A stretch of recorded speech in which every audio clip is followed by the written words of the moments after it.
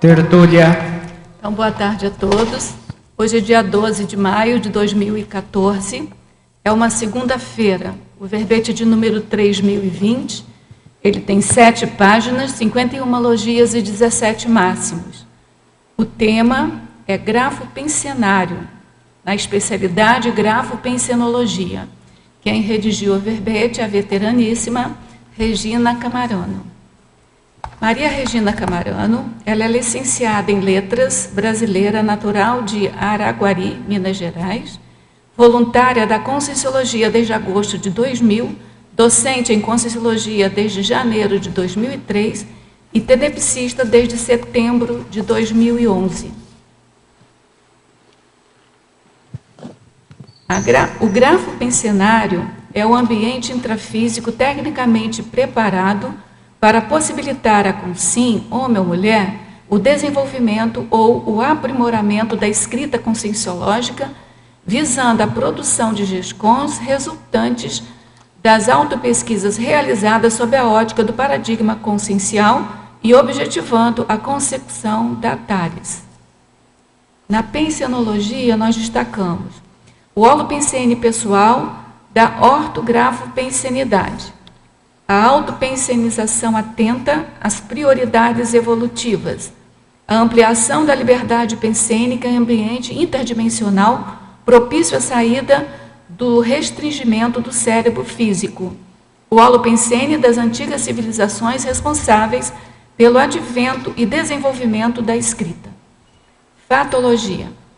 O conceptáculo gesconográfico pessoal a partir da rotina diária da escrita, a residência proexogênica, incluindo a ambientação relacionada à grafopensenologia, a inteligência grafológica, a inteligência evolutiva, o ambiente propício à associação de ideias, o ambiente propício à sintonia das consciências com as faixas pensênicas adequadas à concepção de verpons e neoverpons, a conscienciografia, o destemor grafo-pensenológico, o ambiente de pesquisa sobre a escrita, a ambientação favorável à ortografo-pensenidade, ao rapport com os amparadores técnicos de função e a reflexão pessoal sobre o posicionamento diante da escrita.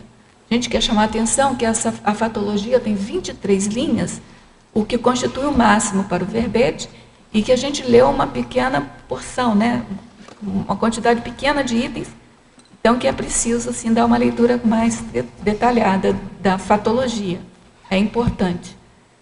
Na parafatologia, nós destacamos os parabanhos energéticos durante a escrita, o acesso às informações do paracérebro e da holomemória, a energia mental somática dos laboratórios de autopesquisa, a influência da paragenética na recuperação da habilidade da escrita desenvolvida em retrovidas, a retratação de consciências escritoras por meio da psicografia e os escritores parapsíquicos conscienciológicos conscientes da inspiração dos amparadores de função. Na argumentologia, nós destacamos os parágrafos civilizaciologia,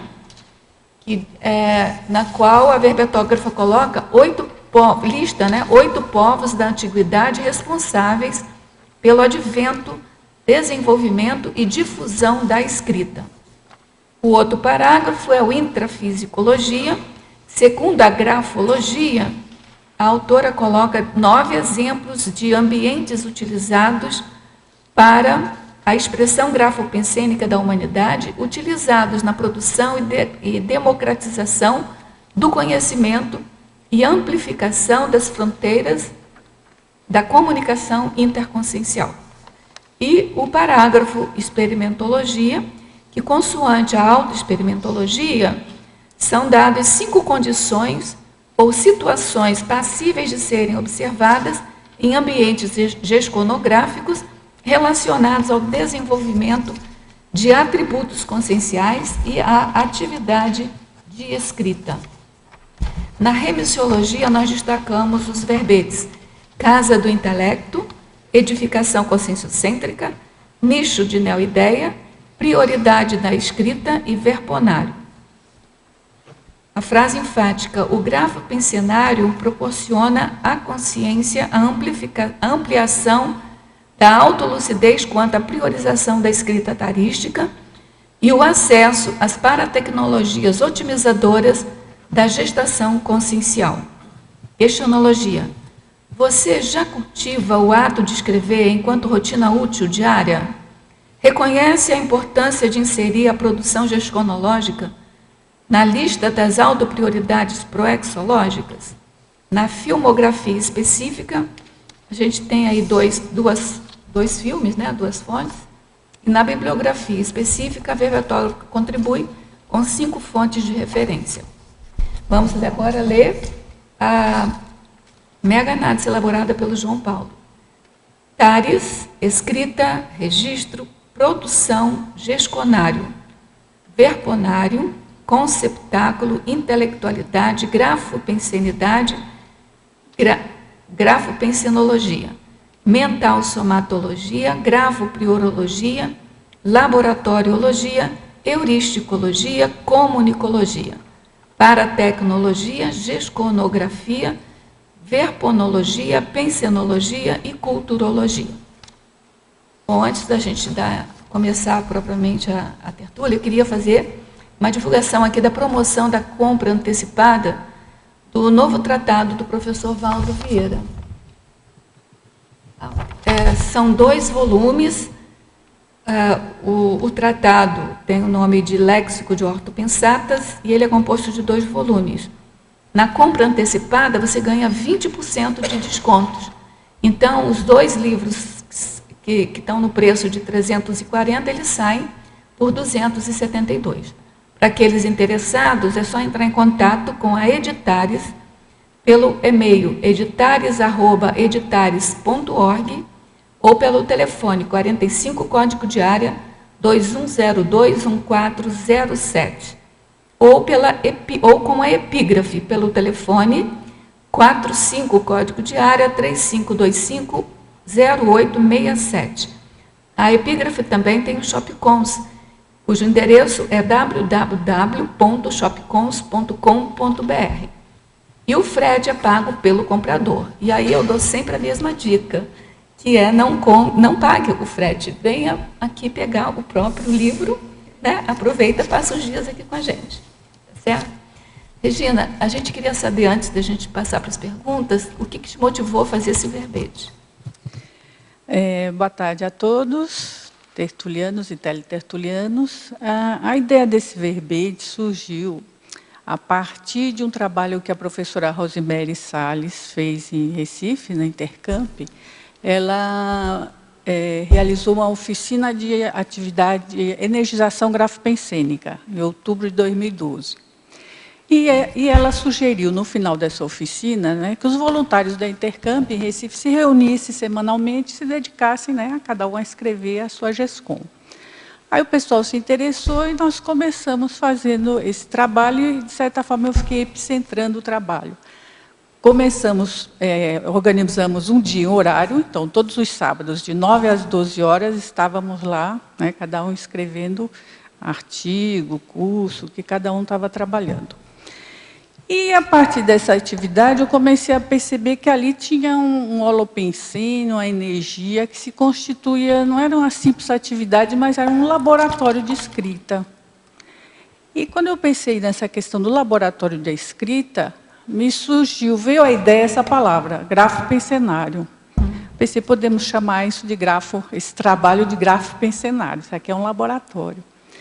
Aí a palavra surgiu, eu falei, será que essa palavra existe? Aí eu fui na enciclopédia para ver se existia a palavra, não achei na enciclopédia. Aí fui no Google, coloquei lá, grafopensenário, apareceu o artigo do professor Alexandre Nonato sobre curso de formação de autores. Aí eu fui procurar lá dentro do artigo onde é que aparecia a palavra. Aí encontrei, ele colocava como uma sinonímia do curso de formação de autores, grafopensenário e grafopensenizário, se não me falha a memória. A partir daí eu falei, pronto, então a palavra existe. Aí me veio também a ideia de fazer o verbete que eu pensei, isso pode ser um laboratório, como a Intercamp tem a proposta, o projeto da construção de um campus em Natal, pensei, isso pode ser já também um laboratório do campus da Intercamp. E eu vi que recentemente no Rio, né, acho que Saquarema, foi inaugurado um gesconário, né? Então eu falei, já começou a ideia desse laboratório da escrita, já iniciou lá no Rio. Então a ideia foi mais por aí. Vamos passar então. E o gráfico em cenário ele foi elaborado, acho que 80% nesses sábados que a gente se reunia no gráfico em cenário. Essa foi a ideia. Então, primeira pergunta aqui do Tele Tertuliano. A verbetógrafa foi a professora Maria, a gente chamou de Maria, Virginia.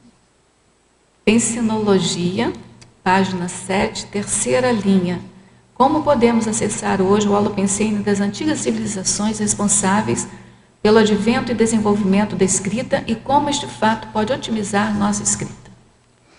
Olha, essa questão do Holopensene das antigas civilizações, a gente tem até o item lá da civilizaciologia, né, que eu coloquei para ilustrar essa questão do verbete, mostrando que a questão da escrita, né, é uma coisa que agora que eu fui pesquisar isso, que eu descobri como era difícil se escrever, né, antigamente, os recursos que se tinham, né, e, no entanto, vários povos começaram a se preocupar com essa questão de uma forma ainda mais pragmática para resolver problemas, né, de comércio, de troca, de registro de colheitas, mas e foi criando uma questão que formou o Holopensene, porque várias civilizações começaram, né, vários povos começaram a se preocupar com essa questão.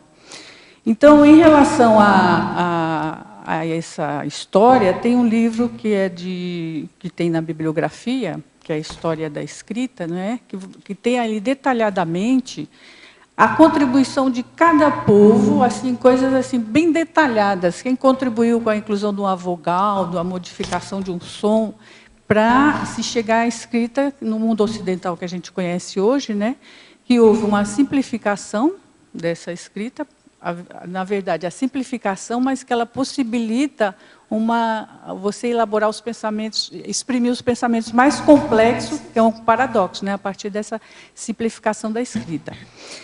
Então, nesse sentido, eu acho que seria interessante ler essa história, né? Quem sabe até ter retrocognições em relação a que também a pessoa pode ter participado nessa época, de ter trabalhado lá duro para poder escrever na pedra, escrever um livro, né? E hoje, às vezes, a gente fica numa situação tão confortável e não escreve o que deveria. Não sei se eu respondi a questão aí. Em Fatologia, página 8, quarta linha. Como ampliar o estudo da meta-escrita? Quarta linha? Da Fatologia, página 8. Página 8. Como ampliar o estudo da meta-escrita? Como ampliar o estudo da meta-escrita. A questão da meta-escrita é tudo que você tem elaborado sobre a escrita, né, do ponto de vista teórico. Então, hoje já tem várias publicações, eu não me detive nessa parte, nem na bibliografia, porque, na verdade, não era uma questão específica de escrita, né? Mas tem várias publicações na área da linguística e de outras na área da linguagem, que coloca a questão teórica sobre a escrita, né? Como é que se elabora a escrita, o pensamento, o que é que tem a ver pensamento em relação à escrita, à linguagem. Então, essa relação aí.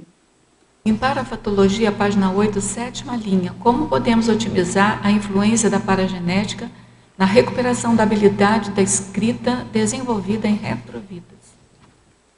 Como podemos otimizar a influência da paragenética na recuperação da habilidade da escrita desenvolvida em retrovidas? Eu acho que a questão que eu vejo é da pessoa, né, começar só a partir do fazer da escrita é que ela pode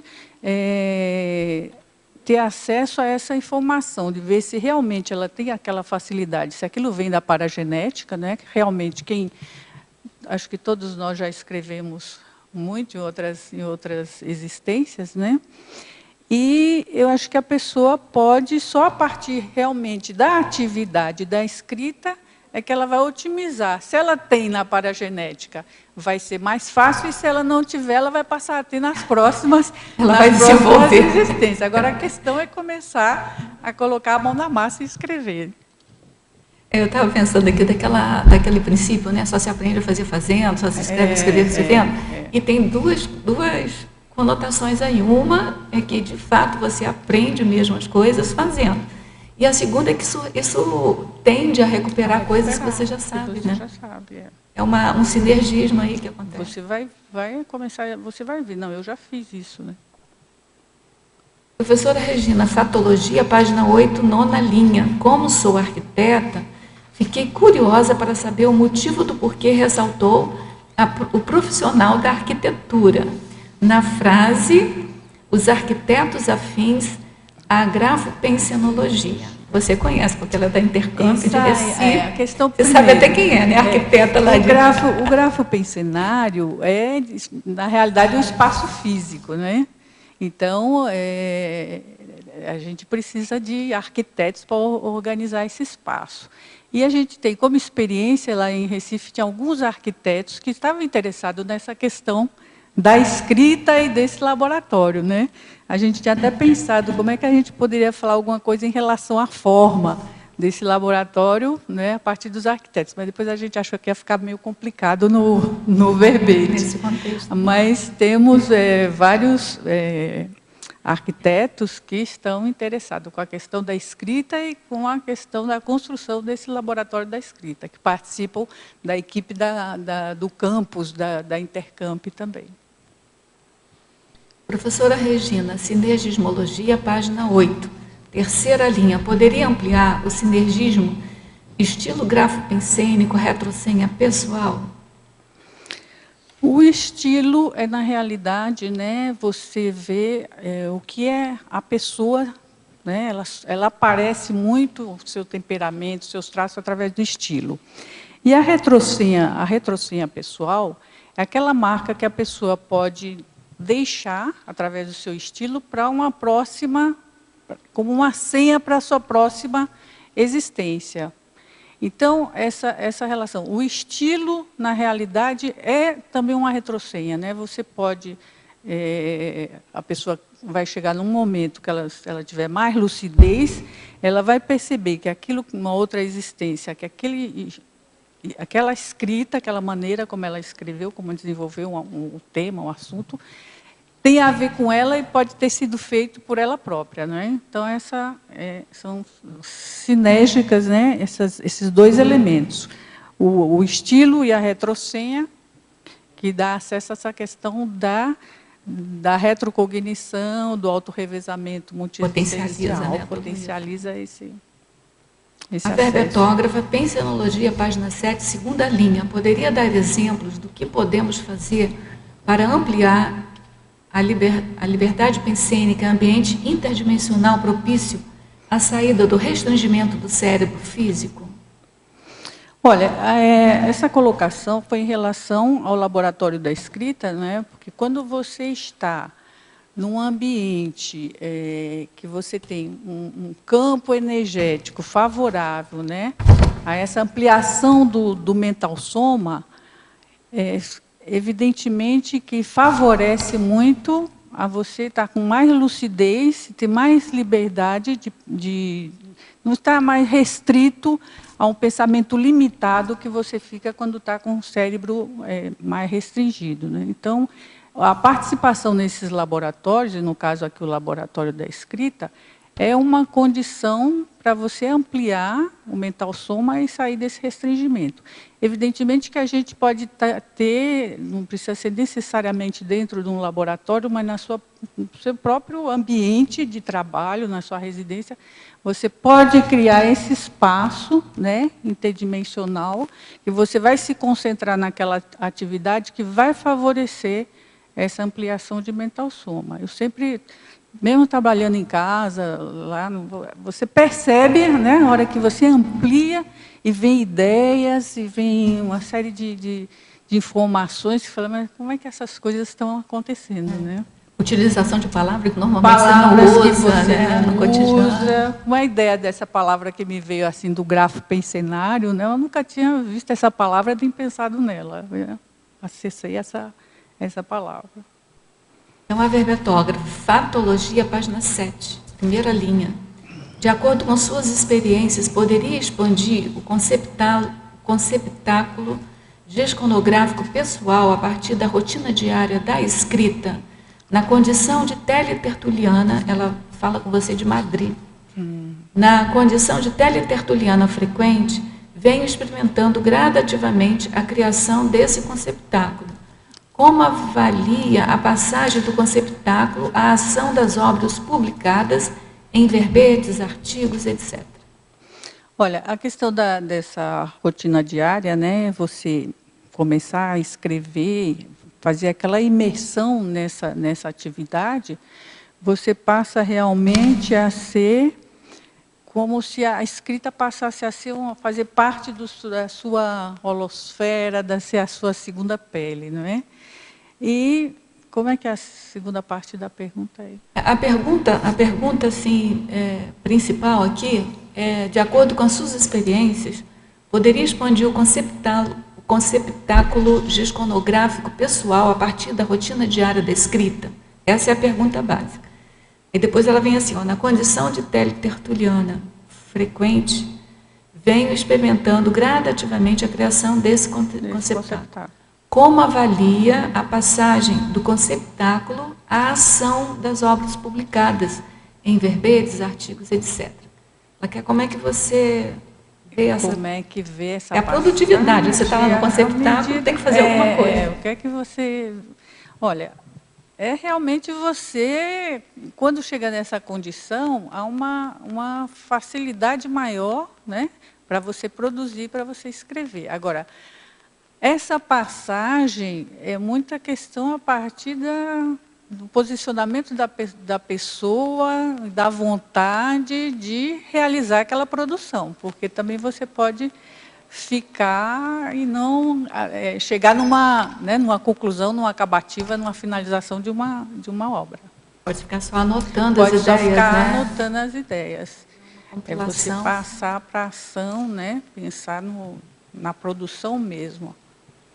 Você pessoalmente faz algum planejamento, assim, não, hoje, nesse período agora eu vou me dedicar a escrever, no outro período eu vou só... Não, eu estava mais organizada nesse sentido, mas agora, como eu me mudei, a gente ainda está mais desorganizado. Mas lá, realmente, em Recife, por exemplo, estava com esse planejamento, escrevendo verbetes, né, escrevendo artigos para um jornal lá de Natal, que a gente escrevia. Então, eu tinha um certo planejamento de me dedicar a essa questão da escrita. Aí, realmente, eu estava, né, mais... Logo você está... Mas eu acho que logo eu volto a essa prática. Aqui é tudo mais favorável. Então, a verbetógrafa, megapensenologia, página 7, segunda linha. Poderia discorrer sobre o megapensene, GESCOM, bússola multiexistencial? GESCOM, bússola multiexistencial.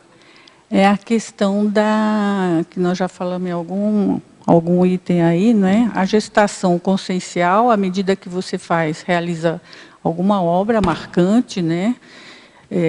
No momento atual, ela pode ser um orientador da sua atividade numa próxima existência. Você pode, a partir dessa gestação, você identificar esse trabalho que você fez e, a partir dali, você vê qual o momento evolutivo e como você deve continuar, né? O que é que você precisa fazer para dar continuidade àquele momento que você está. Então, ela é uma bússola no sentido de ser um orientador para as suas várias existências. Então, a gestação consciencial, ela passa a ser, na realidade, um orientador que vai funcionar em várias outras existências. Então, nesse sentido da bússola multiexistencial. Você não vai se perder mais, voltar a fazer o que já tinha feito, né? Tem que ter olhos de enxergar essa GESCOM, né? A questão é a pessoa... Mas eu suponho que chega um momento evolutivo, né? Que a pessoa vai ver isso. Por enquanto, a gente ainda não está, mas eu acho que a gente está trabalhando a para gente isso, né? chega lá. Então, fatologia, página 8, 8ª linha. Poderia falar como otimizar a arquitetura do grafo pensionário? Já fez alguma pergunta? Página 8, 8ª linha. Qual é a pergunta, Rosa? Fatologia, página 8, 8ª linha. Poderia falar como otimizar a arquitetura do grafo pensionário? Como otimizar a arquitetura do grafo pensionário? A arquitetura, certo. Como otimizar a arquitetura do grafo pensionário? Eu acho que aí isso é uma questão mais afeta aos arquitetos, né? Eu acho que seria perceber conceber uma construção, né, que favorecesse a questão do holopensene, da fluidez do pensamento. Por exemplo, eu vejo aqui o tertuliário, né, ele tem uma forma adequada ao trabalho que você está fazendo aqui. Então, eu acho que o grafo pensionário teria que ser pensado de uma forma também que ajudasse nessa questão da fluidez do pensamento. Mas você falou também ela falou também da ergonomia, que em algum lugar você falou, então tem vários... Da ergonomia, o que esteja de acordo com... Um complemento. A questão da arquitetura também, você vê que você arquitetou essa oficina e não precisou do ambiente otimizado. Ele foi realizado numa sala de aula já existente e, assim, a gente utilizando esse nome arquitetura de uma forma correlacional. Como foi arquitetado aquele ambiente, né? Então, assim, é isso. Você tinha um horário certo, contou com a participação das pessoas, né? Foi a questão da intencionalidade, estar no ambiente já existente e estar lá escrevendo, né? Eu acho que tem esse lado também, mais simples. O pensene e o holopensene, certo. Agora, que a gente pensou na arquitetura, mas sendo um laboratório de um campus, né? Então, seria uma coisa mais estruturada realmente em termos arquitetônicos. Mas essa atividade a gente estava fazendo numa sala e que produzia efeitos. Mas eu vejo assim, olha, o exemplo, né, que o professor Valdo sempre dá, eu concordo com você, que o lugar, porque essa otimização aí da arquitetura aí, acho que ela tem dois âmbitos aí, né, do multidimensional, que é da energia, e tem o âmbito físico mesmo, né? E eu acho que eu vejo assim o professor Valdo falando das coisas que ele organiza de modo a ficar tudo à mão, tudo ergonômico, entendeu? Então, eu acho que é importante também essa parte física, fisiológica, porque a gente está presa nesse corpo, né? Então, o corpo tem que estar bem no ambiente. Então, tem que otimizar. Mas eu concordo com você, que não tem um ambiente físico, você pode otimizar o lado que te compete. Entendeu? O que já existe, o que te compete, claro, que é não necessariamente. Agora, se você tendo um ambiente que você possa otimizar... Isso, se você vai construir uma casa, você vai construir alguma coisa... espaços, então, de uma forma que ajude mais a pessoa a trabalhar, é verdade. Um aspecto que eu vejo importante é o seguinte, o confort, né, intrafísico e extrafísico, tudo isso combina e é formidável, é complementar. Mas, sem um paracérebro predisposto à escrita, você pode dar para a pessoa o melhor ambiente do mundo. Verdade, intrafísico, extrafísico, a paratecnologia, 50 mil amparadores, não vai sair uma linha. Então, o que a gente não pode é colocar a relevância maior no processo intrafísico, porque é o holopensene pessoal, o mater pensene da escrita, que é a mobília, o ambiente, o espaço. É esse espaço consciencial que chama o outro, predispõe ao outro, e não o contrário. O intrafísico ele pode ajudar muito, mas sem a pessoa ter as habilidades mentais somáticas, paracerebrais, da predisponência a isso, principalmente a questão da vontade. A vontade íntima, forte, né, fortalecida, vigorosa, não sai nada. Você pode oferecer o melhor espaço físico. A gente conhece N casos de escritórios fantásticos, como a tecnologia de ponta, com uma luminosidade perfeita, com a ergonomia do maior design que pode existir, e nunca saiu uma linha. Está tudo lá, a canetinha no lugar, o computador, o laptop de ponta, e nunca vi nada, nenhuma produtividade. Então, a produtividade começa no paracérebro, depois é aumentar o soma, a mão ajuda. Verdade. Agora, tem gente que sem mão também cria. Então, eu vejo que tudo isso a gente deve colocar no seu devido valor. É verdade, é verdade. É só a gente pensar, por exemplo, bem colocada essa questão. Por exemplo, a pessoa que tem altos e baixos na escrita, né? Então, ela no mesmo ambiente, ora ela escreve, ora ela não escreve. Então, depende da pessoa mesmo. Não, tudo, claro, depende da pessoa, né? Da vontade da consciência, realmente. Rosa. É uma questão da vontade. Microfone. Não tem essa, como o Malo falou, até Passa sem o mão. microfone para o Márcio. Até sem mão a pessoa escreve, né? Aí tem um filme que eu coloquei aqui na filmografia que ilustra bem essa questão, né? Que é a história daquele escritor que perdeu todos os movimentos e, no entanto, ele conseguiu escrever um livro só com piscar do olho, né? O Escafandro da Borboleta. Então, essa questão da vontade e da questão multidimensional. Márcio quer falar. Não, é isso mesmo, só vou reforçar. Porque eu digo que você pode colocar 1000 variáveis, mas a variável central chama-se vontade. Acabou. Rosa, aqui. Tendo a vontade, tendo para cérebro, a sugestão arquitetônica fica em ambientes limpos, né, paredes. Tendo a vontade, tendo para cérebro, a sugestão para a arquitetura, para quem tem o interesse em montar a sua estrutura de home office dentro de casa, são ambientes limpos, cores claras, poucos objetos na parede, o específico, uma escala evolutiva, alguma coisa que direcione o Holopensene, grandes bancadas, bancadas largas, poucos objetos, e isso que a Malo colocou, o objeto ideal, né, para a pessoa acessar. E aí, produção. Ótimo, tem uma arquiteta aí para complementar, surgiu. E eu queria aproveitar o microfone também e fazer uma pergunta para você. Em parafatologia, na terceira linha, queria que você falasse da sua experiência ali na página 8, sobre a projetabilidade lúcida, fizesse uma relação do grafo pensenário com a projetabilidade lúcida. Com a projetabilidade lúcida.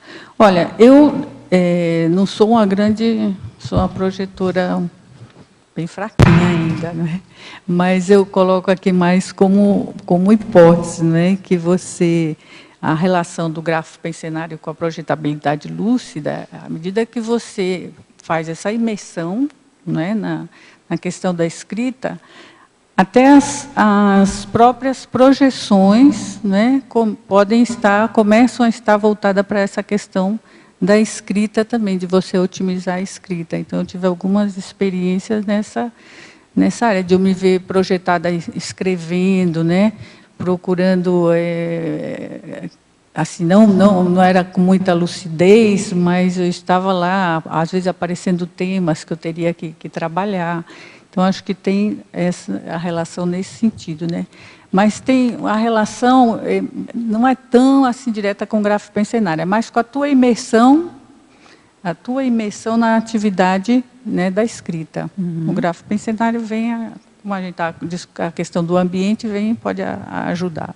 E também nessa mesma linha, 2 linhas abaixo, ali se colocou a frase: o ambiente interdimensional do laboratório da escrita, favorecendo a autoconscientização das consciências, quanto à priorização da escrita ao ressomarem na dimensão intrafísica e as consequências evolutivas daí advindas. Olha, achei bacana a questão das consciências. Porque é um pressuposto aí, né, uma hipótese de que você estando num ambiente interdimensional, as pessoas preocupadas com a questão da escrita, você vai favorecer a conexão com os CIEX, que vão começar a perceber, né, e que às vezes podem ser até levadas por amparadores, que vão começar a perceber a importância da escrita, que talvez não tenham, deveriam ter dado em vidas anteriores e não deram, né, para essa próxima existência. Então, foi mais nesse sentido que eu coloquei essa ideia. Não é uma coisa assim muito despeito, mas foi mais uma hipótese em relação a essas consciências. Eu achei interessante, porque a autoeducação também vai favorecendo a autoeducação das consciências. A autoeducação, né, das consciências. Bacana. Obrigada. Oila, já que está se falando em ambiente, eu queria só chamar a atenção para o primeiro paradoxo de um ambiente delimitado intrafisicamente, possibilitar acesso a Transverpon. É o meu caso, né, que eu não tenho nenhuma estrutura, é só o computador, os livros, papéis pelo chão, quem me conhece sabe como é que eu trabalho. E essa é a minha arquitetura de produção, né? É a questão de como se destacou, a vontade eu acho que aí coloca e a hora do trabalho. Bem com a questão que Malo colocou, né? O ambiente pode ser limitado, mas vai depender, mas você não produz nada, da sua, né, é só para aumentar o som. Eu vou fazer uma contra-argumentação. Eu vou fazer uma contra-argumentação, até porque eu não sou a pessoa mais organizada desse mundo, nem meu escritório é o mais organizado. Então, eu estou falando para mim mesmo. Se você tem essa produção toda, e se tem um ambiente físico organizado, é muito melhor, gente. Então, a gente está preso no soma. Então, a gente está aqui para aprender a lidar com essa matéria que está aqui. Então, eu acho que uma coisa não justifica a outra, com todo respeito, tá? Então, não, assim, se você produz naquela confusão, imagina se não tivesse confusão. Se tivesse organizado, aí organiza somente o soma, organiza tudo. E tem outra questão também, então, né? Às vezes para você, eu estou falando para eu ouvir também. Não, às vezes você acha que está com uma grande produção, não é? E não tem noção de que você poderia estar numa condição ainda melhor, né? Então você agora, pode, às vezes não, eu estou aqui, estou produzindo muito. É possível isso, mas é bom a gente estar sempre atento. Será que eu estou produzindo o que eu poderia, né? O que eu tenho potencial para produzir? O que é que eu poderia fazer para estar no outro patamar? Então, acho que a gente tem que estar sempre com essa agora, tem que chamar, também. Tem que deixar claro que também que a gente está falando do ambiente arrumado, organizado, não é aquela belezura, tudo escondido, não é isso. Você chega lá, a pessoa que chega pode até achar que está confuso, né? Que está feio, mas está organizado para a pessoa que escreve. Então, não estou falando aqui de organização, entendeu? Então, se você tem o papel no chão... A pessoa vai procurar o papel, não vai ter que fazer passar meia hora para achar um papel lá. Então, ela tem que deixar as coisas, né, organizadas para que ela otimize seu tempo também. Eu acho que isso é importante a gente colocar assim. Bem, a gente tem vários verbetes aqui sobre auto-organizaciologia. Senão a gente põe tudo isso por água abaixo, entendeu? Se é só a vontade que funciona. Não, eu acho que tem gente que fala, eu sou desorganizado, mas eu me entendo na minha desorganização, na minha bagunça. Aí você começa a desconfiar dessa história. Ô, Regina, complementando... um pouquinho mais distante. Complementando o que vocês estão falando, tem também a questão do início do trabalho.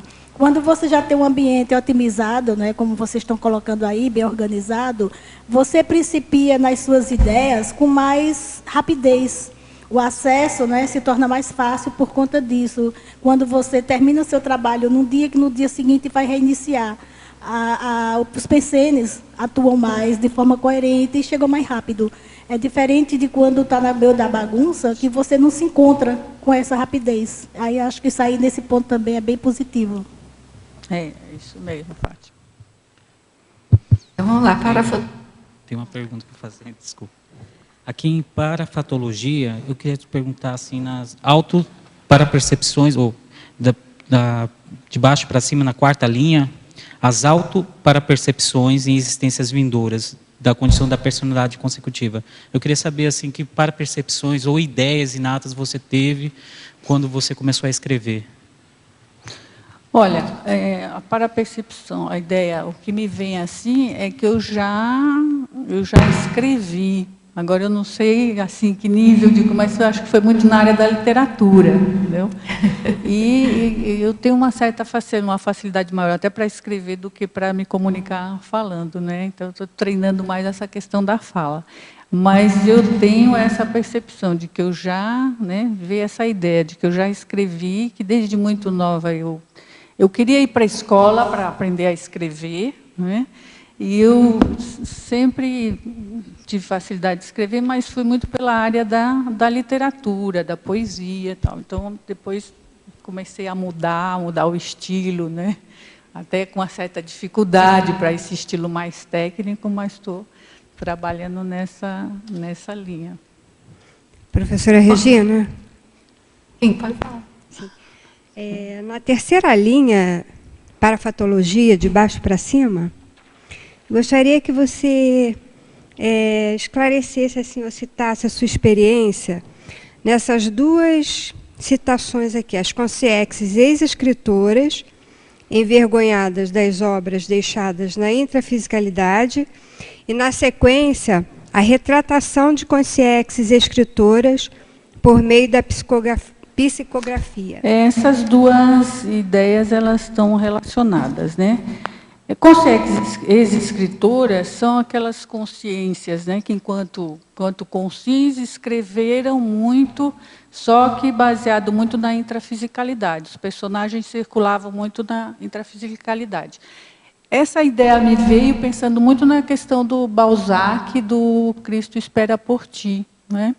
Me veio muito essa ideia, num exemplo, né, de um escritor que escreveu e depois ele mesmo, através da psicografia do Cristo Espera por Ti, é uma forma de retratação dele. Eu criei todos aqueles personagens que circulavam, né, de um canto para outro, mas numa mesma existência, sem nenhuma preocupação com a multidimensionalidade. Só depois, quando ele está no extrafísico, é que ele vai ampliar a sua lucidez e vai fazer essa retratação. Eu acho que o Cristo Espera por Ti ilustra bem isso. Então, foi nesse sentido. Eu acho que, como ele, deve ter tantos outros que eu não conheço. Eu não sei se Malo sabe aí, mas... No espiritismo, em geral, há psicografias desse tipo. Mas eu acho que, no nosso caso, a gente pensar para não precisar, né? Porque tem gente que não está escrevendo nada, com o conhecimento da conscienciologia profundo que tem, são usuários, quer dizer, vêm aqui, absorvem as informações, não estão produzindo nada de própria lavra, digamos assim, então vão ter que fazer psicografia no futuro? Eu não quero receber ninguém. Vocês podem esquecer que eu estou fora dessa. Me inclua fora dessa. Uma psicografia do fulano que não escreveu, porque foi muita tertúlia, mas não escreveu nenhuma palavra. Estou fora. Então, é bom pensar desde agora, gente. Vexame para nós, total, precisar de fazer processo parapsíquico de psicografia. Não tem essa de verbete psicografado. Para se retratar. Na enciclopédia. Não entra. Né? Verbete para se retratar. É uma boa providência. Uma boa providência. Mas a minha atenção aqui, porque eu me lembrei dessa história de Balzac, exatamente para a gente não precisar disso. Já fez as duas perguntas, né? Tá, não sei se eu respondi. Então, você quer perguntar? Pode falar? Obrigada. Eu vejo muito a grafopensionário como também um ambiente onde você consegue fazer atares. Eu queria saber se você também pensa assim, porque, para mim, eu penso que quando você está escrevendo algo, quando você é muito organizado e você consegue expressar as suas ideias de uma forma que seja concisa e objetiva, você está mostrando para os outros um conhecimento que você adquiriu e esse conhecimento pode ajudar as outras pessoas de forma de esclarecer. Então, para mim, eu vejo como um Antares. Isso também pode ser chamado assim? A ideia é essa, né, Camila? Do grafopensenário ser realmente um ambiente que vai favorecer as consciências, né, que estejam trabalhando ali, para a realização da escrita, não de qualquer escrita, mas da escrita voltada para o esclarecimento, né? Para o esclarecimento de todas essas informações que a gente tem em relação a todas as realidades do cosmos, a multidimensionalidade, que é a realidade da consciência, e não mais ficar limitada às informações que a gente teve até hoje, que nos limitaram, né? Enquanto saber o que é a verdade, né? O que é a realidade atual aí, em relação à consciência. E eu acho que o propósito de um laboratório de escrita é muito esse. Então, em Parafatologia, página 8, quarta linha de baixo para cima, como se dá as reurbanizações extrafísicas promovidas pelo desenvolvimento da atividade de escrita tarística? Veio ao encontro do que você falou. Está relacionado ao encontro. Olha, a questão da escrita, eu vejo a escrita, né, para a realização da TARES, eu vejo como um grande trabalho reurbanizador, né? Até quando eu estava estudando essa questão da história da escrita, quando começa a escrita a se desenvolver, eu acho que há aí também um processo de reurbanização. À medida que as pessoas podem começar a comunicar suas ideias, né, ampliar o conhecimento através da escrita, e tanto é que todos os processos de repressão que existiram na história não só acabavam com as pessoas, mas acabavam com os livros, queimavam os livros, as bibliotecas, né? Que era o quê? O impedimento para esse processo de mudança que poderia ter a nível do planeta. Então, eu vejo a escrita como um grande processo reurbanizador, que ajuda na reurbanização. Como você percebe, por exemplo, na sua residência, o fato de você ter um ambiente propício para você produzir suas gestões, se isso interfere de que forma, digamos assim, nos membros da tua família que habitam junto com você o imóvel? Olha, Fátima, eu acho que você pode dar um exemplo, né? Como é que você está produzindo e trabalhando daquela forma, quando as pessoas começarem a ver o que você produziu, eu acho que eles vão ver, olha, a pessoa produziu, porque tem essa organização e tal. Embora eu mesmo ainda não tenha conseguido isso quando eu estava lá com meu filho em Recife. Eu tentava organizar, mas ele não dava muita bola para a minha organização. Mas eu acho que com o tempo essa ideia vai passando, né? A pessoa vai vendo que é preciso, né, uma certa organização para você ser mais produtivo. Em Sinergismologia, página 8, quarta linha, poderia ampliar o sinergismo da escrita, ampliação das autorreconciliações? Olha, são dois elementos aí sinérgicos, né? Que eu acho que a questão da escrita, né? A partir da escrita, você vai trabalhar com questões, esclarecer uma série de questões que pode ajudar na reconciliação com outras tantas consciências, né? Então, acho que são elementos que o desenvolvimento da escrita e a autorreconciliação, há um sinergismo grande em relação a esses dois elementos, né? Você aí vai realizar, tem até o livro de Malo, né, Autocura através da reconciliação, né? Tem um exemplo, acho que é um exemplo de escrita nesse sentido. Eu vejo que toda GESCOM, toda produção, conscienciológica, ela é de algum modo autobiográfica, e a pessoa está tendo a oportunidade de se passar a limpo. A escrita conscienciológica é passar a consciência a limpo.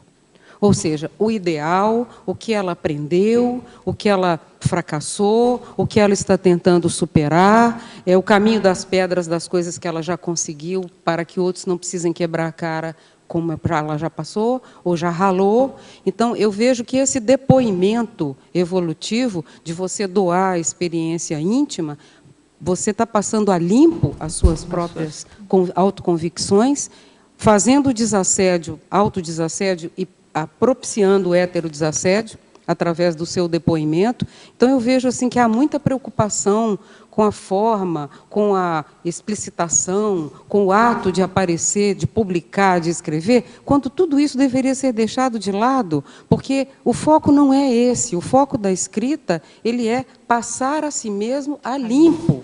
Ter a oportunidade de escrever e depor, isso deu certo, isso não deu, aquilo pode ajudar vocês porque me ajudou. Então, esse depoimento vai te fortalecendo, a coesão intraconsciencial começa a ser feita, que você chamou de autorreconciliação.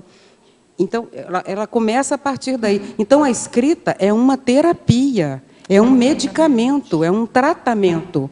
Não é um ato de vaidade, de orgulho, vejam, vou escrever. Então, muitas pessoas transformam isso num centro de atenção, numa coisa tão excessiva, tão deslocada, tão fora de propósito. Esqueça você. Você agora ali é um relator, você é um correspondente. E pode até ser um correspondente de guerra, porque vai ter que contar, tintim por tintim, como é que começou, da onde que foi e como é que você está conseguindo consertar. Então, esse propósito ele é muito mais objetivo, prático. Há muita fantasia, muito romantismo, muita bobagem. Essa mesma coisa de escrever e deixar os papéis, e aquela confusão, e tem um monte de livro. Isso é coisa de escritor do século XVI, XVIII, que morria tuberculoso. Isso já era. É coisa de artista, isso tem que acabar. O propósito não é esse. O propósito é organizar tudo para você poder fazer a sua auto-organização. Então, há muito glamour excessivo, romântico, em torno do ato de escrever, qualquer coisa. Agora, em conscienciologia, mais ainda. Que é a hora de depurar, a limpeza de tudo. Por quê? Passar o paracérebro a limpo. É isso que a gente faz com a escrita. Então, não pode ficar criando muito excesso, muita bobagem em torno disso. Eu te felicito pelo assunto, Regina, e pela forma como você abordou. E esse verbete vai ajudar a desdramatizar muita coisa para muita gente. Porque você foi da ideia ao ato. Então, você mostrou, sentou num laboratório de escrita e escreveu e está aqui apresentando um verbete. Então, é uma coisa assim, começo, meio e fim. Não pode ficar naquela coisa eterna, parece psicanálise, entende? Fica 20 anos, 40 anos em torno disso. Não, mas eu vou escrever, mas eu acho que eu estou escrevendo, mas eu estou quase escrevendo. Quem sabe eu escrevo alguma coisa. E fica nesse negócio que não tem fim e isso cansa. Então, eu acho que o seu verbete ele cumpre esse papel de ser clean, direto, desdramático, ele ajuda e vai ajudar muitas pessoas. É bom. Eu acho que essa questão da escrita, enquanto você escreve, você está se percebendo melhor ali para fazer essa limpeza que Malu está falando. Inclusive, a gente fala que em algum momento da conscienciografia, né? Que é a escrita, através da sua escrita, você começa a se ver. É como se fosse um espelho ali. Você começa a se ver melhor e procurar melhorar aqueles traços. O próprio interesse do tema já mostra alguma afinidade com aquilo. Eu fiquei, hoje de manhã, como eu te falei, fiquei estudando aqui essa sua história aqui. Quer dizer, não sei se você teve alguma repercussão durante o estudo dessa história toda aqui. Mas assim, olha, a gente lendo, a gente tem repercussão. Eu te falei, eu parei num item aqui e fui pesquisar sobre aquele item. E aí, assim, eu acho que ajuda quem escreve, ajuda quem lê. Perspectiva. Infelizmente, a gente, no final, teve que tirar as datas, porque ela era muita controvérsia em relação às datas. Mas história sem data também fica meio extrema, mas no final achamos melhor retirar as datas, né? Mas para mim foi assim, a repercussão foi primeiro em saber, né, das dificuldades enfrentadas pelas pessoas que queriam escrever naquela época, que tinha que ter um pedaço de pau, uma pedra, e como é que essas pessoas escreviam. Inclusive tem um exemplo daquela escritora Arieta de Cireno, né, que era século IV antes de Cristo, escreveu 40 livros, que uma vez o busto dela trouxe o busto dela e fez essa referência. Eu falei, como é que essa mulher escreveu 40 livros, né? Nesse sentido. Então, agora, eu não senti assim, não teve repercussão em termos de retrocognição. Será que eu estava lá isso aqui? Isso não. Mas eu fiquei assim, eu falei, nossa, e agora a gente desperdiça todos os recursos que se tem hoje, né, para escrever, que hoje a gente tem uma forma muito mais light, mais prática, né, muito mais facilitada de escrever, né? As bibliotecas eram mais coisas de pedra, de cimento, do que livros para si. E esse pessoal fez isso, né? Provavelmente estávamos lá também. Tem uma pergunta aqui na tecnologia, página 9, primeira linha. O que é a técnica da ilha de ortopensenidade? A técnica da ilha de ortopensenidade tem um verbete sobre essa técnica, sobre a ilha de ortopensenidade. É uma técnica que tem também no Homo sapiens reurbanizados. A técnica consiste no seguinte: você, né, estabelecer um espaço intrafísico em que você ali vai estar a todo momento com a sua pensenidade retilínea, organizada, e vai criando aquele ambiente, né, que vai ser um oásis de ortopensenidade. Ali vai facilitar, evidentemente, que todo o seu trabalho. A gente pode pensar que, por exemplo, esse tertuliário aqui é uma ilha de ortopensinidade, né? O CAEC, até que ponto é uma ilha de... Pronto, a gente tem que começar a trabalhar para se ter, não só ilhas, né? Mas continentes, como diz Malo aí. Essa, não sei se está claro. Maria Regina, professora Maria Regina, Fatologia, página 8, segunda linha. Poderia falar da inibição gravopensênica? Qual a causa desta inibição? Oitava linha, Rosa? Patologia, na página 8, segunda linha. Página 8, a inibição grafopensênica. A inibição grafopensênica, isso é muito comum. Eu vejo, às vezes, as pessoas falando, eu não consigo escrever, eu não sei escrever. Está perguntando qual é a causa, você sabe? A causa... Olha, eu suponho que pode ter várias causas. Uma delas é que você pode ter escrito em outras existências, né, e ter sido recriminado, ter sido, né, até queimado, levado à soma, queimado por conta da escrita. Essa é uma hipótese que a gente pode levar em consideração, né? A outra também pode ser, você escreveu, foi muito criticado em relação àquela sua escrita, então eu não vou mais escrever sobre isso, né? E outra questão é a pessoa, ela mesma se impõe essa condição, né? Eu não sei escrever, não vou escrever, bem, a escrita não presta. Então, eu vejo mais ou menos nessas... A auto-hipnose negativa, né? Mas nesse tem um perfeccionismo também, né? Aquela pessoa que só quer escrever uma mega... Essa questão disso tem a ver com o perfeccionismo também, né? Eu não consigo escrever, não sei o quê, porque ela só quer escrever a obra-prima. A obra-prima. Quer escrever a obra-prima. Rosa, só um minutinho. Regina, falando em inibição, eu lembro que lá em Recife, quando começou a oficina de revisão conscienciológica, que você epicentrava, a minha inibição foi exatamente em função de correções de redação em sala de aula. A minha redação vinha toda pintadinha de vermelho, e isso me deixava constrangida. Realmente assim passou. Eu acho que daí veio uma boa parte da inibição. E, de certa forma, essa inibição foi retirada. Passei a ficar mais desinibida com relação à escrita através de Regina Camarano, nas oficinas de revisão conscienciológica lá em Recife. E devo a ela, inclusive, os artigos que eu já escrevi, que já foram publicados na Intercamp, né, no jornal Hoje de Natal, passando pela correção dela e pelo estímulo que ela sempre passou para a gente lá. Então, eu devo isso a ela. E muita gente de Recife, que hoje escreve artigos, passou pela mão de Regina. Então, fica aí a minha gratidão a você, obrigada. Regina. Obrigada. Eu acho que Fátima é um caso desse, que é uma pessoa que escreve bem, tem uma facilidade de comunicação muito grande, e ela dizia, não consigo escrever, não consigo, não sei escrever, não consigo escrever. Mas aí, quando ela desandou, né, Fátima, começou. Rosa, eu só queria falar que, às vezes, quando a gente recebe, por exemplo, um verbete todo vermelhinho, assim, você olha e pensa, acho que não vale para nada isso. E a pessoa, às vezes, pode pensar, se confundir com a GESCOM dela, entende?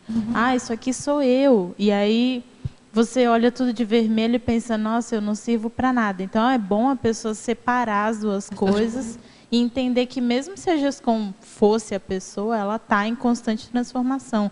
É natural, que nem a professora Malo falou, se reeditar, né? Do ponto de vista da verbetografia, é um problema mesmo, porque assim, são detalhes.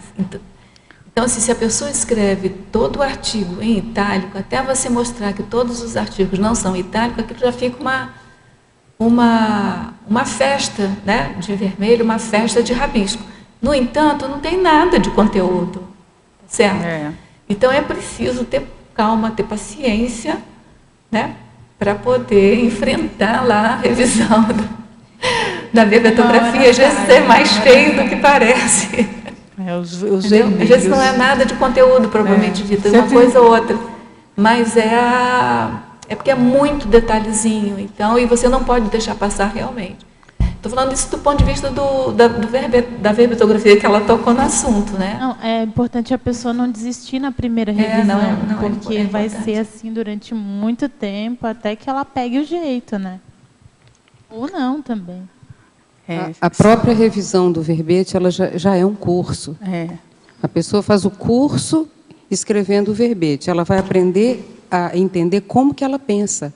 Muita gente não sabe como pensa, como é a ordenação do pensamento, a dinâmica, a sequência. Acha que está claríssimo uma coisa que está absolutamente obscura para quem está lendo. Então, essa interface escritor-leitor é muito importante, porque a gente pensa que explicitou, foi claro, a informação está toda contida ali, mas é que você tem o resto da informação que está dentro do seu paracérebro. O leitor não, ele não viveu a mesma experiência que você. Ele não tem as complementações, os tijolinhos para complementar as lacunas da compreensão que você tem. Então, o escritor ele precisa aprender a ser explícito, explícito, explícito, e escrever de todas as formas, com todas as nuances, com todos os sinônimos. E outra coisa, recebeu muito erro, e o erro, por exemplo, é de português, o problema não é ficar inibido, é procurar uma aula de português. Então, transformar sempre o problema numa ação. Tem um problema? Vamos ver a ação. É falta de conteúdo, então eu estou precisando estudar mais conscienciologia. Então é na forma, é a parte gramatical, é a concordância. Então estou precisando de aula de português. A revisão é para explicitar o que está inadequado, mas está inadequado no ato de escrever. Então, a pessoa vai procurar usar, e é uma bênção poder contar com esse trabalho da revisão, porque se alguém entende o verbete, você fica sossegado que o pensamento é pelo menos cosmolíneo, minimamente, para ser compreendido por alguém. Então, isso já é um grande passo para futuros escritos, né, para outros textos que a pessoa vai produzir. Agora é importante, né, você passar pelo primeiro impacto, porque realmente dá um impacto quando você recebe aquele negócio todo vermelho assim. Passa o primeiro impacto, respira e vai devagar. A revisão ajuda muito, realmente. Sempre quando eu fazia revisão de artigo, eu colocava assim, olha, não se impressione com o vermelho. Não se impressione com o vermelho. Eu vi uma vez, você da área de português, você deve, não sei se você tem conhecimento, eu vi uma vez um livro que eu emprestei, perdi o livro, da Ana Freud, da filha do Freud, que ela fez uma experiência com crianças da escola, que é exatamente sobre essa coisa de redação. E assim, ela dava redação todo dia. O professor não tem fôlego para dar redação todo dia, porque entende que tem que corrigir todas as redações todos os dias. Então, ela fez a seguinte experiência. Ela dava redação todos os dias para as crianças, mas não devolvia corrigido. Ela pegava, ou dava uma olhada geral e pensava assim, 2, 3, 4 problemas de concordância, de conteúdo, assim, e trabalhava aquelas questões no quadro para a turma inteira. E a experiência dela mostrou que ao final do ano eles estavam muito melhores, estavam escrevendo muito melhor, e muito melhores assim, do ponto de vista da própria língua, né, do domínio da própria língua. Porque às vezes os eu gostei muito de ter visto esse livro dela. Acabei emprestando para uma amiga minha da área de português e... Ana Freud. É da Ana Freud. Tem que recuperar esse livro dela, eu não conheço, Rosa. Gostei muito de ver. Sabe? Mas realmente é isso. Você vê, eu já dei aula também, assim, você vê que as redações... E os erros são mais ou menos, né? Eles são comuns, assim, né? Os erros são mais ou menos... mas no caso ela atendia aquela questão de ser assim, de ser do interesse da pessoa. Porque se ela chega uma aula de gramática fora do contexto da criança, a criança não vai ligar para aquilo. Então, se coloca o próprio texto da criança, aí aquilo já é importante. Não só através da gramática, ninguém aguenta, né? Ninguém merece, como se diz. Ninguém merece. Bom, então vamos lá adiante. Parafatologia, página 8, terceira linha. Poderia discorrer a respeito do acesso às informações do paracérebro e da holomemória? Como propiciar este acesso? Olha, a minha experiência, né, é que à medida que você faz uma imersão, um trabalho de escrita, né, a sua concentração acaba você ampliando, né, expandindo o mental soma, e você começa a ter acesso a informações que você vê que não é da sua Não é do seu cérebro físico, não é, são informações que vêm além dessas informações que você já tem. São novas informações que talvez você não teria nesse contexto. Então, eu tenho a minha experiência assim, de escrita e de me concentrar num trabalho mental soma, de leitura, é essa expansão, e eu começo a ter acesso a essas... eu suponho que é para cérebro, que é a aula-memória, porque, como por exemplo, às vezes eu estou lendo um assunto que eu não estou entendendo e eu fico, não posso desistir, eu vou, e você sente que aquilo vai ampliando, e você consegue entender aquela informação. Daí a pouco você, como se virasse abóbora, mas eu não estou entendendo de novo, deixa eu pensar novamente nisso.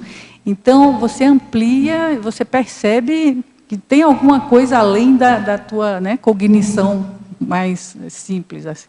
Eu não sei se você então, acho que todos fazem todos aqui devem fazer essa experiência, mas quando eu estou abóbora, assim, lendo uma coisa e não estou entendendo, eu paro, começo a expandir energia pelo corona, pelo fronto, daqui a pouco fica tranquilo. E você percebe que não é uma coisa que você teve que expandir, acessar, para poder realmente entender aquela informação.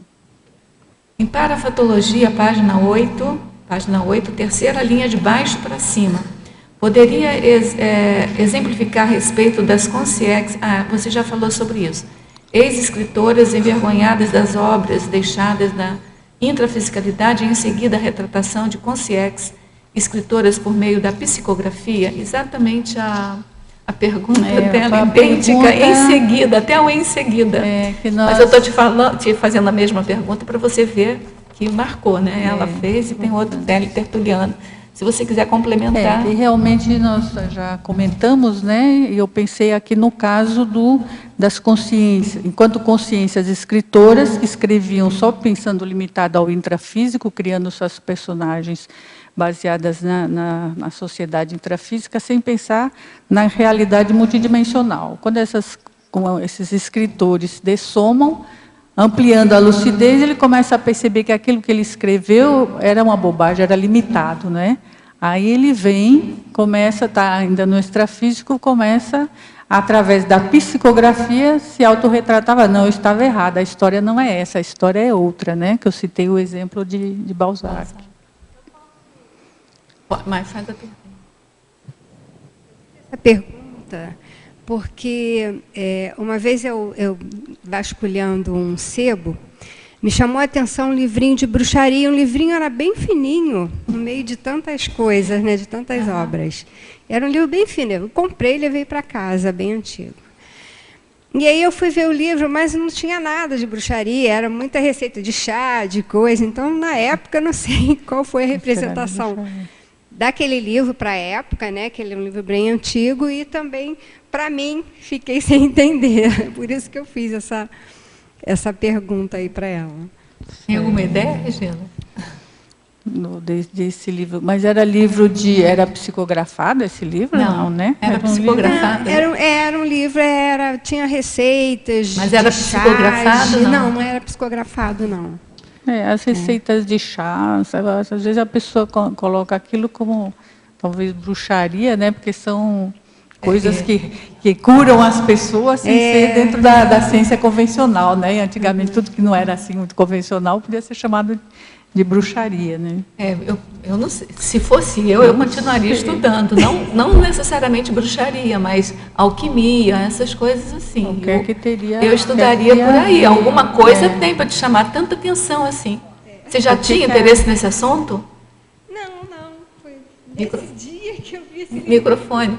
Esse livrinho, assim, sumido ali naquele meio de tanto livro, era tão fino, não sei como chamou a atenção. Agora, eu vou fazer uma pergunta. Qual foi a relação que você fez desse livro com a questão que eu não entendi bem, né? A relação do livro que ela viu com a questão da psicografia aqui, né? Porque o livro não era psicografado, né? Como? Não entendi. A relação que eu fiz é que você colocou aqui, as consciências ex-escritoras, né, envergonhada das obras deixadas na intrafisicalidade. Essa foi a relação que eu fiz. Aí você acha que talvez esse escritor aí pode futuramente querer resgatar a situação? Se fosse você, a escritora do livro, teria se envergonhado daquele livro? Não. Não, que eu achei assim, tão... Do que a gente já conhece hoje, né, sobre energia, o que a gente pode fazer com energia, o conteúdo do livro assim, não era tão nocivo. Na época, eu não sei o que representou. Mas, assim, atualmente, o que a gente já conhece, né, o que a gente pode fazer com energia ou com pensênia... Olha, a escola de Salerno, que ela existiu durante 8 séculos na Itália, desde o século IX, por aí, ela foi até quase o século XVIII, ela é a escola de medicina raiz de toda a medicina que a gente tem hoje, principalmente da medicina francesa e na Europa de maneira geral. A escola de Salerno, o livro sobre as práticas da escola de Salerno, são todas receitas com ervas. De chá. São práticas do dia a dia, as práticas de higiene, lavar a mão, tomar banho, beber o chá tal, evitar a comida tal, não exceder no vinho, não exceder nisso e tal. Então, a medicina, ela nasceu desse contexto. Qual é a profissão dela? Tudo é significativo. Então, veja, se você pega um livro, chama atenção, e lá dentro tem um monte de receita. O nome é bruxaria, mas não é. Qual é a pergunta parapsíquica é assim: qual é a mensagem desse trabalho para mim? Sim. Então, quando a gente raciocina dessa forma, o amparador fala: opa, caiu aqui, tem gente em casa, vamos dar um jeitinho. E aí você passa para a segunda etapa, lê tudo sobre isso, vai saber como que funciona, vai ler a alquimia, que a Rosa comentou. Então, veja, as questões parapsíquicas, elas passam por essa percepção e essa conexão de dados. Isso é tipicamente um processo parapsíquico. Agora, se a gente minimiza, acha que é uma coisa só curiosa, passa para a próxima e fica esperando o amparador falar quem que a gente foi na vida passada, quem é o amparador, como é que ele mora, onde ele é, onde ele me conheceu. Então, são perguntas que elas precisam de começar lá pela base. Então, é muito mais sério do que a gente pensa. Então, a seriedade no trato com os fatos cotidianos, eu falo, é colocar a multidimensionalidade nas dobras do cotidiano, não nas sobras. Nas sobras dá em nada. Agora, se coloca nas dobras, você começa a desdobrar. Você vai puxando um fio. Puxa um fio de cabelo, sai uma peruca. Então, é bom pensar nessas coisas com mais profundidade, com mais seriedade, porque pode trazer muita informação para a pessoa, até sobre escrita. Quem sabe a própria pessoa era versada naquilo. Eu estou querendo saber o que você tem assim, de habilidade, você trabalha em quê? O que você... A minha profissão? Eu sou fisioterapeuta. Na área médica. Na saúde. Aceitava mulheres, muitas eram professoras. E muitas fisioterapeutas foram formadas lá naquela época. Porque lá se podia estudar anatomia, se fazer dissecção de cadáver, se podia dar aula, escrever, ter acesso à informação. Era uma escola laica, não religiosa.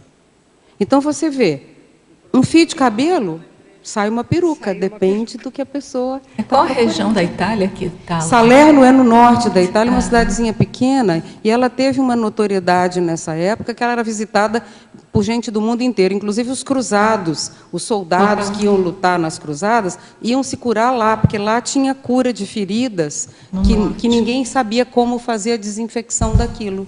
Asepsia, e lá tinha umas regras de asepsia que curava feridas assim. O rei da Inglaterra, do século XIII, por aí, ele foi lá para se curar de uma ferida de batalha que ninguém conseguia curar.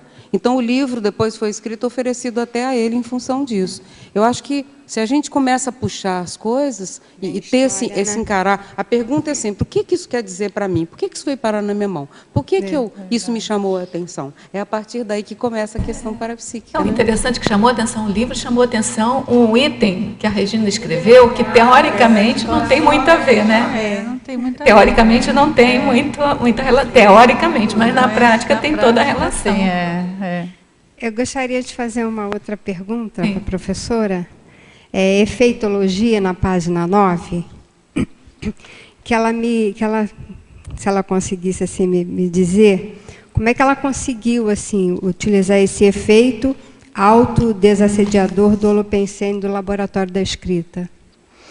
Olha, à medida que você está nessa condição, né, no Holopensene, que você está trabalhando no sentido de escrever para realizar o esclarecimento, você começa aí, a partir dessa condição, a se desassediar, né? Então, isso tem um efeito autodesassediador, você trabalhar com a interassistência, porque a partir desse trabalho que você está fazendo da escrita, com a intenção de realizar o esclarecimento, o auto e o heteroesclarecimento. O autoesclarecimento, você vai também se autodesassediar. Então, é nessa perspectiva que eu coloquei, é um Holopensene autodesassediador. Está claro aí? Então, a verbetógrafa, estrangeirismologia, página 7, primeira linha. Poderia discorrer sobre o know-how da escrita? Olha, o know-how da escrita é o saber fazer, né? Saber escrever. Então, tem pessoas que já dominam esse saber, né? Dominam bem a escrita, organizam bem, constroem bem as frases, tem uma retilinearidade no pensamento que ele reflete na comunicação. Então, hoje mesmo, acho que foi hoje o professor Valdo na mini tertúlia dizendo que a pessoa que ainda começa a escrever na ordem inversa, não é porque não tem clareza, está todo enrolado, né? Então, isso eu acho que faz parte do saber fazer da escrita, né? Você escrever com o máximo de retilinearidade, procurar escrever na ordem direta, não é? Para não complicar a situação, ser claro. Então, a gente dá essa dica também. Não é? Interessante que hoje mesmo, na mini tertúlia, eu achei que ele colocou várias questões que tinham a ver com a sincronicidade, né? Com o verbete que ele falou da questão da escrita, né? Dessa questão da ordem direta, que eu sempre, quando eu reviso alguma coisa, eu falo, olha, dê prioridade à ordem direta dessa frase, porque fica muito mais claro, é muito mais esclarecedora, ajuda muito mais na compreensão das pessoas. Então, o saber fazer é nesse sentido. Eu só queria fazer um comentário sobre isso que você falou, que às vezes a escrita, quando a pessoa não consegue escrever rápido, reto, é muito desmotivadora. Então, a escrita ela pode fazer com que a pessoa tenha a intenção de começar, mas ela não dê sequência, porque ela não consegue ter resultado rápido. Por isso que eu acho que os verbetes são uma grande força que dá um empurrão grande aí na escrita, porque ele já tem a estrutura dele, né? Fórmula formal. E ajuda, porque se a pessoa ela começa a escrever sem ter uma estrutura, ela sabe onde ela quer chegar, mas ela pode ir desviando até ela acertar e ajustar. Mais difícil. É uma sugestão. É um bom exercício, porque você tem que escrever de forma retilínea, né? Aqui não dá para você ficar fazendo soneto nem. Regina, por exemplo, na questão do saber fazer, saber escrever, porque geralmente é diferente você estar pensando sobre aquela fala, né, e não ficar, e na escrita ser diferente, né, porque tem isso também, né, a questão da coesão, a coerência, né, da limpidez, às vezes, para poder expressar da melhor maneira possível aquilo lá.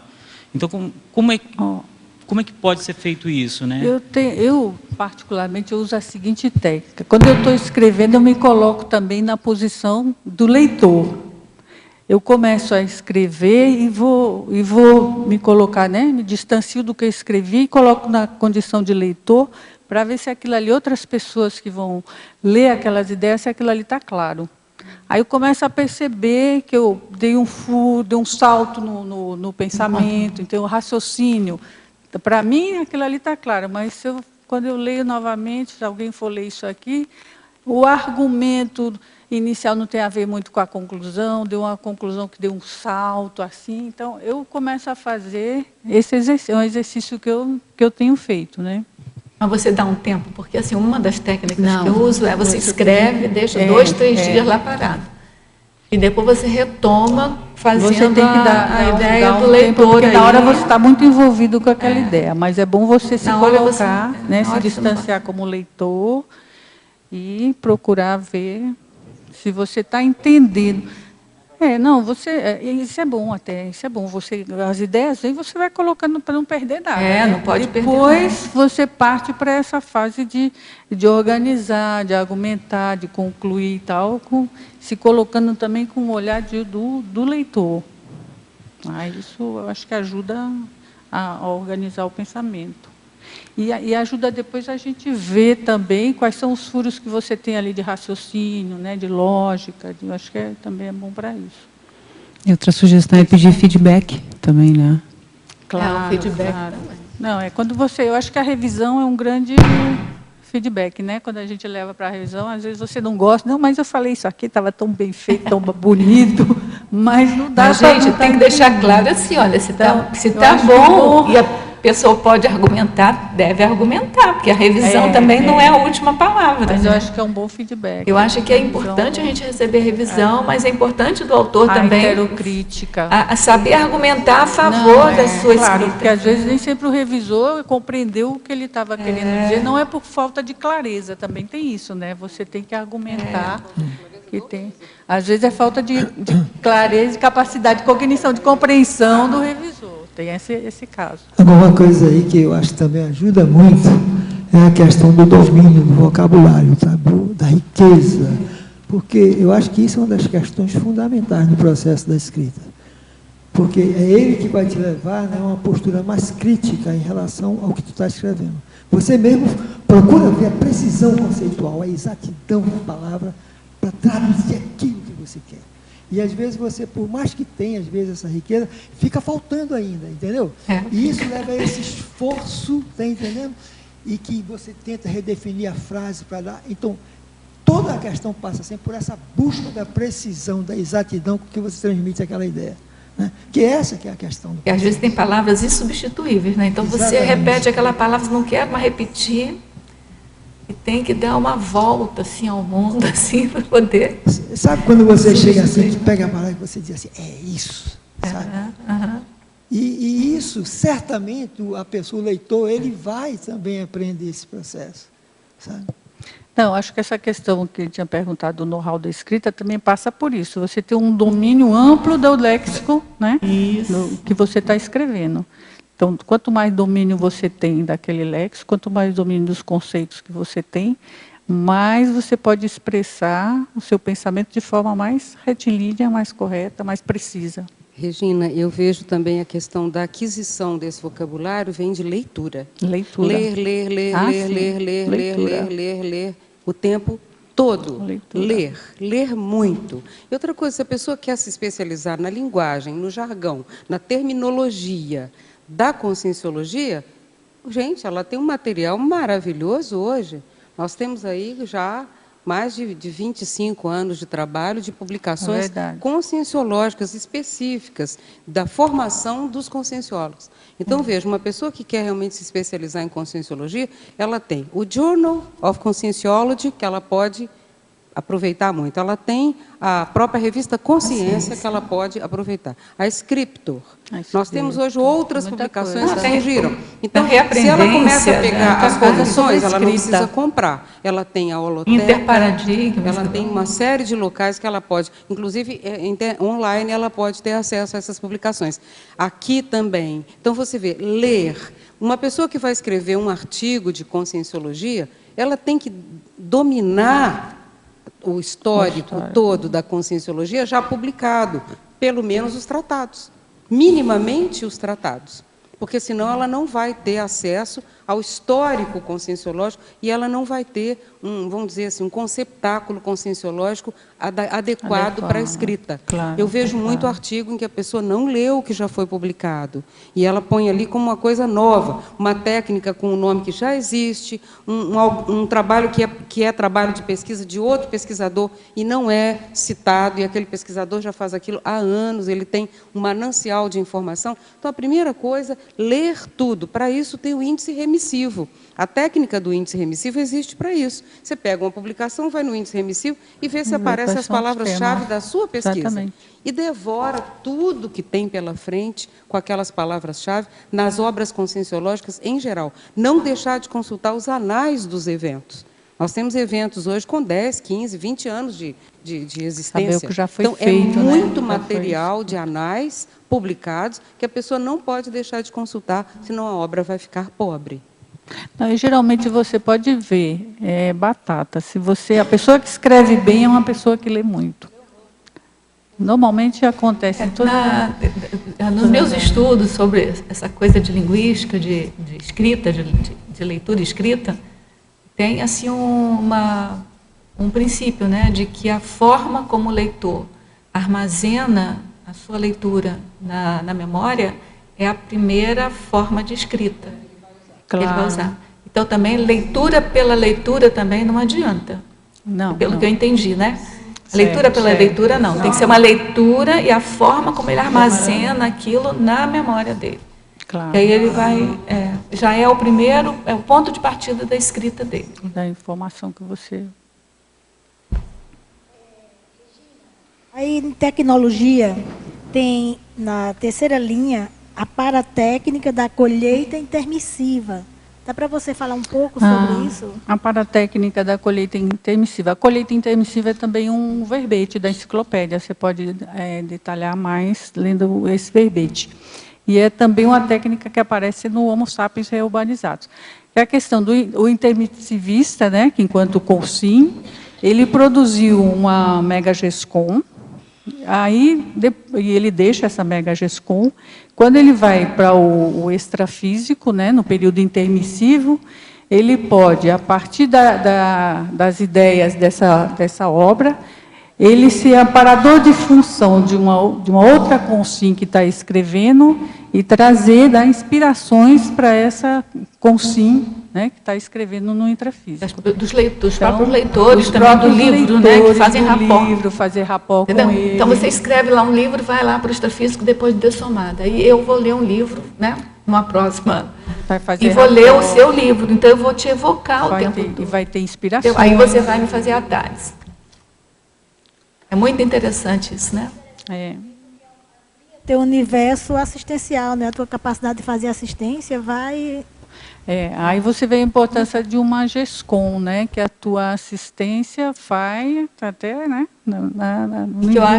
Quando você está no extrafísico, você continua fazendo assistência com aquela coisa assim, obra. Uma coisa boa, assim, maravilhosa, assim, que eu vejo nessa técnica, é que isso vai fixar na sua para-memória também, na solo-memória, vai formar engramas lá, de modo a quando você ressomar novamente, é mais fácil de você encontrar aquela mesma obra. Você acessar a tua informação. Então, é um contínuo, né? Você escreve ela aqui e vai para lá e vai fazendo essa técnica, atendendo a quem faz o rapport para você, aquilo vai fixando em você. Uma retrosenha. Então, você não esquece, é um contínuo, porque quando você voltar aqui novamente, imediatamente é mais fácil para você. É interessante. Então, você faz... É a interassistência, né? Você assiste aos outros, mas está assistindo a você mesmo. De um ponto de vista bem prático, eu já tive projeção com paraleitor, que eu atendi uma pessoa, uma senhora que estava precisando de um atendimento, eu dei o atendimento a essa pessoa, me afastei, ela me chamou e falou, Psyu aí, eu li os seus livros e você me atendeu igualzinho está no seu livro. Entendeu? Ela estava checando a minha coerência entre o que estava escrito no meu livro e o que eu fiz com ela. Então, veja, ela já era consciex? Consciex. O tempo todo você está sendo avaliado pelos seus paraleitores, a informação que está ali tem que bater direitinho com a atitude extrafísica. Não é nem com a intrafísica, é com a extrafísica, para ver se a coisa tem... Importante a questão do paraleitura. Uma coisa bem clara, assim, uma experiência bem marcante, bem clara, bem exemplarista, porque aquilo é uma lição para a gente. Então, nem precisa esperar a colheita intermissiva, ela já está acontecendo hoje, agora. É um contínuo, na verdade, né? Isso é interessante. Fatologia, página 7, terceira linha. Poderia falar sobre a inteligência grafológica? Hoje a gente sabe que tem, né, já se consideram vários módulos de inteligência espacial, a pessoa que tem facilidade, né, de movimentação no espaço, inteligência emocional. Então, a inteligência grafológica, né, é também um tipo de inteligência. A pessoa que tem, né, já desenvolveu essa inteligência, essa capacidade de escrita com mais desenvoltura. Então, também pode ser considerado também um módulo de inteligência. Crescendologia, página 9, terceira linha. Poderia comentar o crescendo uso da escrita no registro de atividades da rotina, uso da escrita no registro das reciclagens intraconscienciais? Esse crescendo, eu pensei assim, em relação à origem da escrita, ela foi muito voltada para essa questão pragmática, né, do uso da escrita para atividades bem pragmáticas do dia a dia. Então, com o tempo, a escrita ela vai passar a ser já ajudar numa expressão de um pensamento mais elaborado. E agora o que a gente está tratando é a questão, já você trabalhar a escrita no sentido dela ajudar as reciclagens, as urbanizações, né? Então, eu vejo crescendo nesse sentido. Em Paradoxologia, página 9, terceira linha. Poderia abordar o paradoxo dos pensadores influenciarem a humanidade, da antiguidade à contemporaneidade, sem registro das ideias magnas? Eu coloquei esse paradoxo para uma coisa também que me intriga um pouco, né? Pensadores que não escreveram nada, né? A gente tem filósofos que não escreveram, mas as ideias deles continuaram, as pessoas, né, acessando, voltando. Então, como é que isso é possível, né? Talvez, não sei, tem os alunos, né, que continuaram divulgando, né? Os discípulos continuaram divulgando as ideias, mas eu acho que também não deve ser, deve ter alguma coisa a mais que fica, né, no holopensene, na extrafisicalidade, que essas ideias continuam também e a gente pode estar acessando, além dessa divulgação que tem os seus... Mas pode ter também atribuição de causalidade indevida, né? Diz que foi ele que escreveu, que falou aquilo e não foi. Né? Também tem isso. Não é? Mas eu pensei pode acontecer na história. Ideia, né? Quer dizer, não é só quem escreveu, né? Quem deixou escrito que está influenciando, mas também quem não escreveu, mas que pensou, que teve ideias, que divulgou essas ideias, continuam por aí. Em Civilizaciologia, página 11, item 2, egípcios. Poderia explicar a diferença entre escrita hieroglífica, escrita hierática e escrita demótica? Na realidade, esse tipo de escrita, né, desenvolvida pelos egípcios, elas tinham funções assim bem específicas. A escrita hieroglífica era uma escrita mais complexa, considerada sagrada, que era restrita ao uso dos sacerdotes.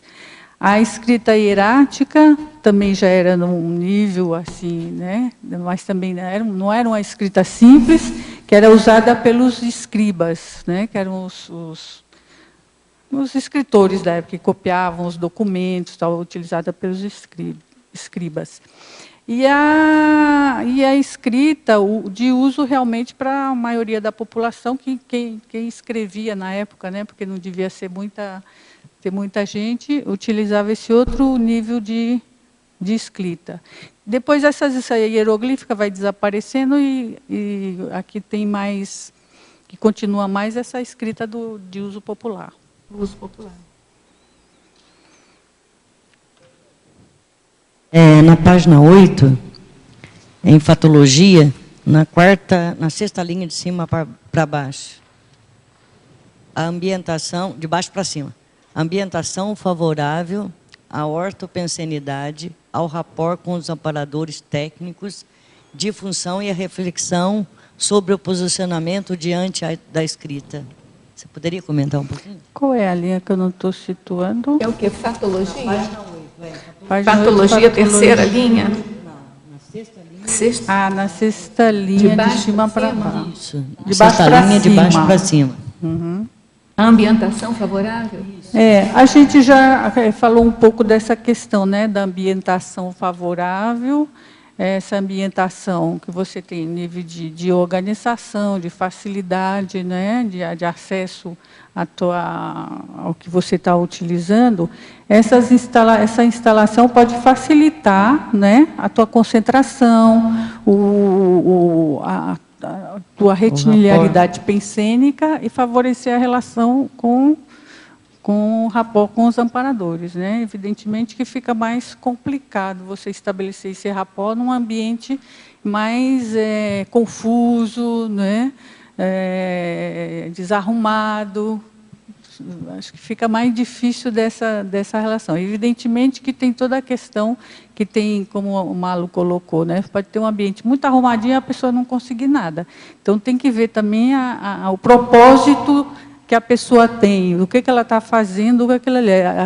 O seu propósito é de interassistência, a primeira condição, né, para ela ter acesso, ter rapport com os amparadores. Você está assistindo ou não, né, a partir desse trabalho que você está fazendo. Então, são vários elementos que conjugam, né, que ajudam, né, nesse rapport.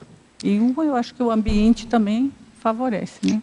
E você fala aqui... A pessoa, por exemplo, não vai fazer TENEPS num negócio todo bagunçado, desarrumado, né? Você tem um espaço que você faz aquele trabalho ali, mas um ambiente mais organizado possível, para aquele tipo de atividade. Na parafatologia, na penúltima, no finalzinho, né, os escritores parapsíquicos, conscienciológicos, conscientes da inspiração dos amparadores de função. Olha, isso aqui eu não escrevi ainda nada assim de grande, né, peso, não sei meus verbetes, mas eu noto que todos os... a gente percebe que você tem inspiração, né, de amparadores de função quando você está escrevendo algo que tem relevância do ponto de vista da interassistência, do esclarecimento. E eu tenho também notado pelos escritores já que escreveram livros, né, que relatam toda essa questão, né, ele está consciente de que aquele trabalho que ele está fazendo tem um nível de parapsiquismo ali para ele desenvolver aquele trabalho. Então, é um parapsiquismo consciente, não é uma pessoa que às vezes está escrevendo ideias que está vindo, que ela nem sabe que não é dela e que não tem consciência disso. Então, a diferença de você estar consciente do parapsiquismo, do que você está fazendo, né, e trabalhando, fazendo o seu trabalho. Você coloca aqui em trinomiologia, que resume também isso, né? O trinômio leitura, insight e escrita. Leitura, insight e escrita, exatamente. Quando você está lendo, né, muitas vezes você está lendo um verbete, um livro, um artigo, a partir daquele você faz rapport com algumas ideias, né, que você não estava nem pensando antes e que começa a ter insights que lhe ajudam muito, inclusive, do que você está querendo fazer. Então, a leitura é importante também nesse sentido. Valeu, obrigada. E abre muito. Regina, no seu Exemplologia, página 10, gostaria que você comentasse a diferença entre esses dois contrapontos, né, que você coloca mini grafo pensenário e mega grafo pensenário. Né, além dos aspectos que foram comentados, né, da predisposição pessoal, da vontade, né, e do paracérebro. Então, aqui no caso, você está trazendo o aspecto intrafísico da organização, né, do ambiente. Quer dizer, você pode ter um grafo pensenário, né, que a gente está chamando de mini grafo pensenário, dentro do seu escritório, vai depender de você, né? E pode ter o mega grafo pensenário, na realidade eu estava pensando mais num laboratório dentro de uma instituição conscienciocêntrica, né? Que você, por exemplo, né, você está preparando a produção da sua mega GESCOM. Agora, evidentemente que uma coisa não exclui a outra, né? Você pode estar no seu escritório, na sua casa também, realizando essa tarefa. Organizar a biblioteca pessoal. Organizar a sua biblioteca pessoal, o teu trabalho, você pode também realizar, fazer a sua Mega GESCOM. Entendi. Agora, evidentemente que provavelmente, né, eu penso que amplia dentro de um laboratório, senão não teriam sentido todos esses laboratórios que a gente tem dentro nas ICs. Né? E na mesma página, lá em cima, na politicologia, primeiro item, a democracia nos ambientes educacionais de diferentes níveis. Gostaria que você comentasse, ampliasse esse item, e se você teria algum exemplo, sua experiência nesse sentido.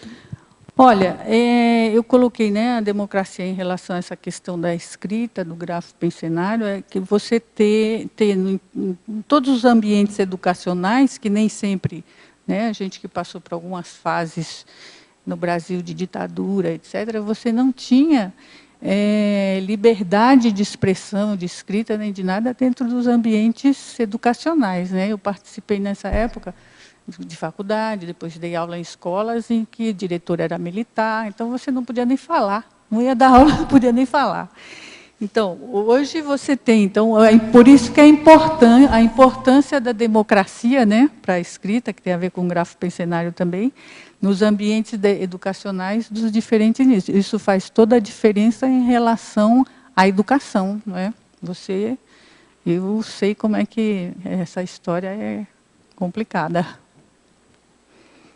Não sei se... Concluiu? Na paradoxologia, no finalzinho, na penúltima linha, o paradoxo de a simplificação da escrita propiciar a ampliação da comunicabilidade e do registro do pensamento mais elaborado. Você podia discorrer mais, acrescentar mais coisas aí, além do que você já falou hoje aqui? Sim, essa questão eu pensei muito em relação a quando você vê a própria história da escrita, né? Como que essa escrita iniciou. Tem autores que dividem a história, né, que hoje já nem é mais utilizado isso, porque se considera que desde que o homem começou a se manifestar através dos desenhos nas cavernas, já é considerado uma forma de comunicação escrita. Então, já hoje não se divide mais a história, tem autores já não dividem mais a história escrita e pré-escrita, tudo é considerado uma escrita. Mas você vê que essa escrita, ela vai simplificando, você não usa mais um desenho, tem que desenhar uma mesa, uma cadeira, uma pessoa sentada para dizer que a pessoa está escrevendo, mas você já tem uma palavra, tem um som que vai dar toda aquela informação. Então, isso foi assim, a partir de toda a história da escrita que vem lá com os gregos, que inventaram as vogais, todo esse desenvolvimento para se chegar nessa simplificação. E, no entanto, essa simplificação, né, dos signos, dos símbolos, elas propiciam a elaboração de um pensamento mais complexo que a gente tem, né, atualmente, desde a antiguidade também, você já tinha, mas a comunicação desse pensamento mais complexo através da escrita. Imagine se a gente vai se comunicar, né?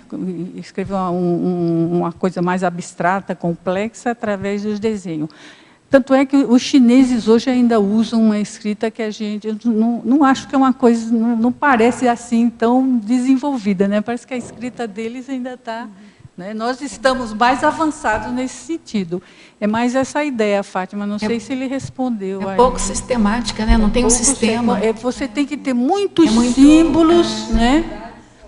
Habilidade, instrumentos. Memória. Hoje a gente tem uma facilidade muito maior para comunicar um pensamento abstrato. É praticamente amador, né? Parece amador, não é um profissional, né? Eles parece que houve épocas que eles estavam tentando, né, simplificar. Eles fizeram uma reformulação, tem uma linguagem mais complicada ainda, aqueles desenhinhos e tal. Está claro, Fátima? Regina, só completando a minha pergunta da democracia, né? Você tem aí na filmografia um bom exemplo, né, de escritores da liberdade, né? Escritores da liberdade, foi um exemplo de que você vê, né, a pessoa ter a questão da democracia na escola e do propósito da pessoa também de trabalhar e mudar aquelas pessoas. Boa lembrança. Regina, parabéns aí pelo verbete. E na página 11 é sobre motivação, né? A volixiolina aplicada à escrita, a saída da inércia grafopensênica, né? Quais são as dicas aí que você dá para sair dessa condição, né? Olha, inclusive esse item aí da experimentologia foi mais a partir de algumas observações do pessoal que estava participando lá do grafopensenário, né? A volixiolina aplicada à escrita, é a questão da energia, né, da vontade para você escrever. E a saída da inércia da grafopensênica é você continuar a escrever. A Sibeli foi que perguntou. É você realmente botar a mão na massa e escrever. Não dá para sair da inércia, é botar vontade, né? Trabalhar a vontade para sair dessa inércia. A gente só sai da inércia através da vontade, não tem outra...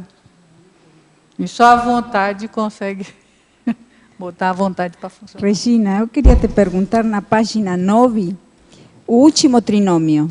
O trinômio continuista, retroescrita, escrita atual, escrita futura. O trinômio continuista.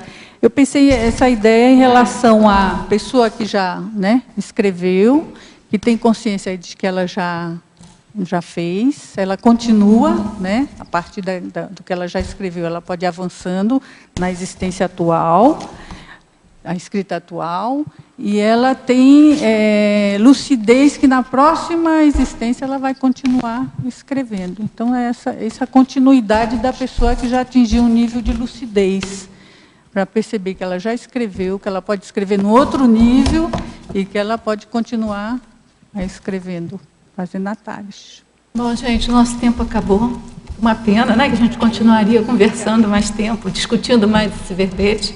A gente agradece a todos vocês aqui presentes, com a participação de vocês, com as energias que vocês mandaram para a gente.